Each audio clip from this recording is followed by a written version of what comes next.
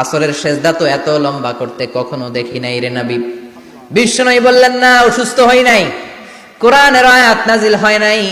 আমি যখন রহমত থেকে নিরাশ হয়ও না, তিনি দয়ার সাগর, তিনি মায়ার সাগর।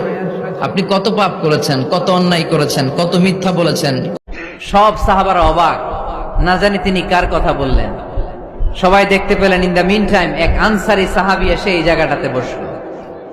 গোটা বিশ্বের সব পীর সাহেব যদি এক গ্লাস পানির মধ্যে দোয়া পরে ফু দেয়, গোটা বিশ্বের সব ইমাম সাহেব যদি, খতিব সাহেব যদি এক গ্লাস পানির মধ্যে দোয়া পরে ফু দেয়, আর আপনার আম্মা শুধু সুবহানাল্লাহ বলে যদি আরেক গ্লাস পানির মধ্যে ফু দেয়, আপনার মায়ের দোয়াটা মুহূর্তে আল্লাহর দরবারে কবুল হয়ে যাবে।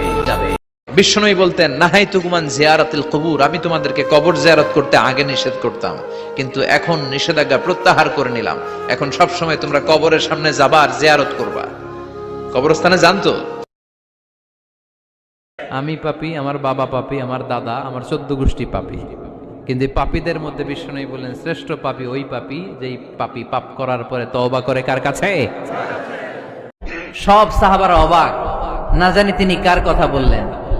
সবাই দেখতে পেলেন, ইন দ্য মিন টাইম এক আনসারী সাহাবী এসে এই জায়গাটাতে বসল।